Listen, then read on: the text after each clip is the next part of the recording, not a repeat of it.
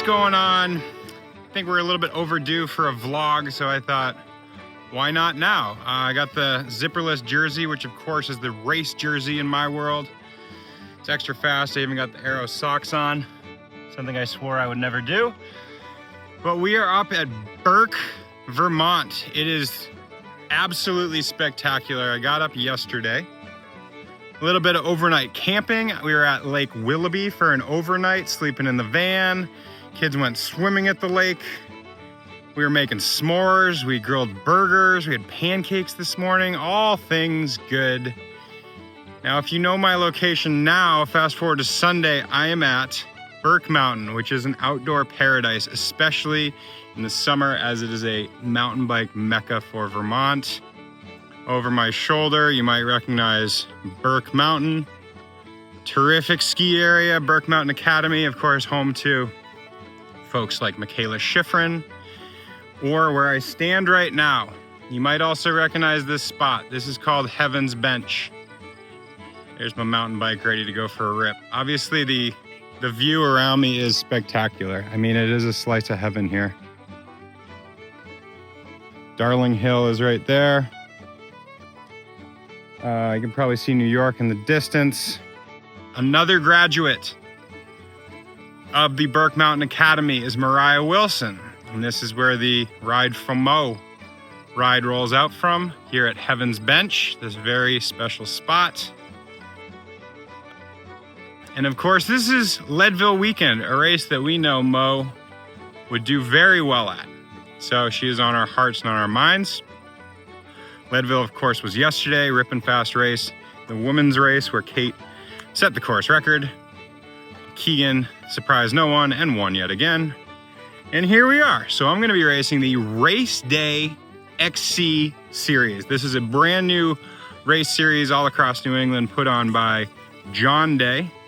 John Day did a really cool thing in that he supposedly created the biggest motorsports, what's it called? What's the word I'm looking for? Dirt bike racing. Someone scream at the screen and then you can tell me exactly what it is.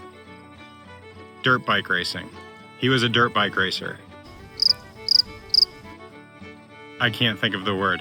He created the biggest dirt bike race series across the East Coast. Thought of it, motocross. And then because his love is in mountain biking, he created a mountain bike series here all across New England. So Race Day XC, this is my first go at the race here in beautiful Burke. I'm gonna be doing the 90-minute race. I guess it's something of a XC format. Sorry, XCO, it's sort of like the Olympic mountain bike, where you see the Red Bull series, where you see the dudes, the Christopher Blevinses of the world just ripping across Europe. That format, probably 6 laps, 90-minute race. I have my bike ready to go. I have all of the tools of the trade, including a camera to document what the heck's gonna happen today. Cannondale Scalpel Carbon 2 with XX drivetrain. I just freaking love this bike. I've been riding around all year today. That doesn't make any sense. I've been riding all summer long as we are in the midst of what I call mountain bike race season, which is August. So that's about all there is to report for now. I'm gonna do a little bit of warm up. It is stiflingly hot, so that's gonna have an effect on the day. AQI is not spectacular. I don't know if you can see, but thanks Canada. You sent your smoky air down to us, so that's kind of gross. But 90 minutes of ripping fast racing should be fun.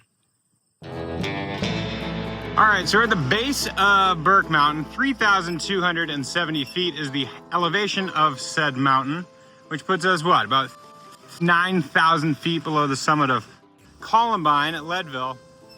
So maybe this is an unpopular opinion, but people are asking me why I didn't go to Leadville. I've raced it twice. I've enjoyed my time up there. The dedication it takes to get up there and have basically what's going to amount to a mediocre result. Because I don't know about you, but I was paying attention to the race. I turned it on around the time they were getting close to power line. The coverage was great, but all they were showing is the 3 people who are leading the men's race, 3 people that are leading the women's race. There are so many stories of people putting their time in, getting ready for the race, doing their weeks and months at altitude to prepare for the race, and then they're just anonymous. So yeah, mega hats off to Kate setting the course record. Keegan with his 5th consecutive win, that's ridiculous. And then what about all the drop bar debate and all this other nerdiness? It's like, yo, there was a bike race and some people won, and we only watched 3 people in either of the races race. Furthermore, I am a Matt Beers-esque body type, and he is one of few people who does a zone 2 at 360 watts. The other person is, of course, Tadej Pogačar. And how many watts are you putting out at that heart rate? Like 320 to 340. So, yeah, like Matt Beers is anomalous in his ability to be a huge human being and do well at Leadville. It's not a race that I'm ever going to do well at, so I'm stoked to be on the East Coast, soaking up East Coast summer, swimming holes, a whole lot of mountain bike races, and time to go get ready for the start. So let's see what happens when we check in next.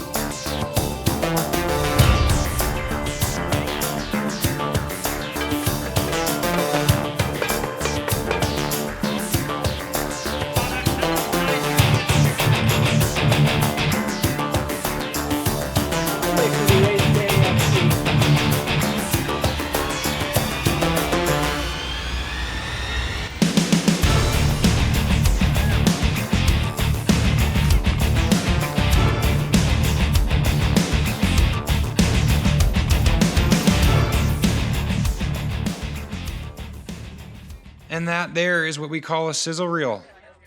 Thanks Race Day XC for sending that over. Here we are on the actual start line on my handlebars. Hi me. And here we are jumping straight into the race, although we're actually 1 lap into the race at this point. So like a knucklehead, I forgot to hit go on the start line, so I remembered 1 lap in. We're going through the feed zone here. We're chasing the 5 riders in the distance. It has taken me 1 lap to catch them because as the race unfolds, you'll see here in a second, it begins with a descent, a pretty gnarly descent in what we call the Cannondale Corridor. So I am just seconds off the lead 5. Take a hard left here in Cannondale Corridor, come down a very steep downhill into what you can't really see, but there is a sinkhole there in the bottom. And what I'm thinking every time that I really, really don't want to do is flip over and end up in a giant ball of flame. So thankfully I never did that. I was picturing that every time. It didn't happen. And I know you're thinking, gosh, was that AI? Like what just produced that? No, that was my own editing creation there. So I won't spend too much time here on the descent, but having chased for the entire first lap to catch those 5 who are much more proficient mountain bikers than I, at the bottom of this, I'm 30 seconds down on them. I looked at Strava flyover, and so I'm stoked that I closed that 30-second gap over the course of the race. Or sorry, over the course of lap 1. But then I know that here we are on lap 2. They're gonna be gone by the time we get to the bottom of this. This screen is why I love mountain biking. So, okay, I don't know who operates on a 1 through 7 zone scale, but if you combine zones 5, 6, and 7, like VO2 max and above, then you're looking at 8.5, 11.5, and 5.5 minutes combined, which is what, probably 25 minutes off the top of my head. That's a huge portion of time, just like there's a huge portion of time spent in zone 1. And I love that. That's what I love about mountain biking. It's either full gas sprinting, or you're basically recovering and coasting down hills like you see in a screen like this. Breaking down data just a little bit more, I know over the course of the race, which ends up being what, just shy of 90 minutes, I did 287 efforts over 500 watts and 32 efforts over 800 watts. Those are power outputs that I will never really mimic in training, and you really don't see in gravel races. So I love doing mountain bike races for this exact reason. It's a way to be taken out of my comfort zone. Another interesting bit of data, I averaged 280 watts, which is decent, but my normalized power is north of 360. So to see that kind of delta, the difference between normalized and average, such a large difference, it means that you are doing exactly what the previous screen has also showed, coasting or full gas. All right, we now fast forward a little bit further in the course. We can scrub some speed here. We're at the bottom of that climb, and at which point I've just latched on to Nick Lando. Nick Lando was part of that lead 5 who had escaped earlier from me on lap 1 and 2. And I bring this to your attention because what I love is this uphill section, which is a combination of berms and jumps and all sorts of things done in the opposite direction than typical. So we're going up right now. It is typically a downhill section, very fast, sinuous downhill section at Kingdom Trails. And the power numbers also lend themselves well to that chart that we saw. It's either coasting along at 0 to 300 watts or punching over the top of every one of these berms and every one of these little kickers at 500, 600, 700 watts. Nick, of course, is a rider formerly of the Bear Devo team, so best development team in North America for mountain bikers. He is ripping fast on a bike and is doing very well in these series. So I won't lie, I'm actually pretty darn pleased that I've caught up with him and eventually, over the course of the next 2 laps, depart from him in pursuit of the lead 4 riders. Anyway, really fun course, really creative course, short in that it's sub 20 minutes per lap. A lot of sections for fans to be out. We're up here in a little heckling section here. Just on the gas for 90 minutes and it was freaking delightful. So now back into a downhill section, up over a couple whoops. It only took me about 5 laps to figure out the course, but by the end I was riding it pretty well. So stoked on that. All right, where do we find ourselves next?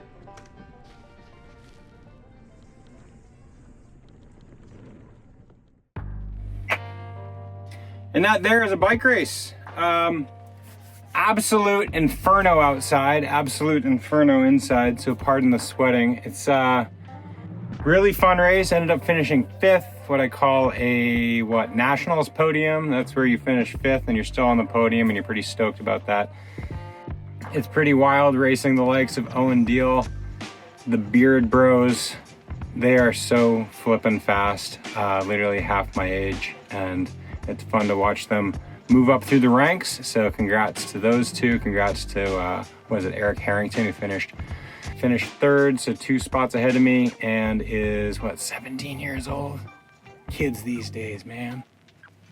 Anyway, fun atmosphere at this race. Talked to John Day. I'm gonna end up doing a podcast with him. He is the creator and promoter of the Race Day XC series. Talked to Mo's parents, Mariah Wilson's parents. Really nice catching up with them for a good long while. So this community of New England bike racers is strong.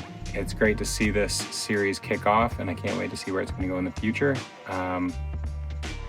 Don't know how else to end it but that. So thanks very much for following along on this little getaway weekend.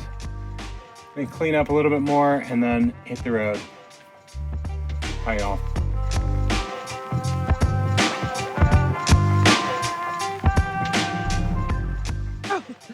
Ted, do you have any words for your sponsors? Is maple syrup fueling this ride right now? Sure is.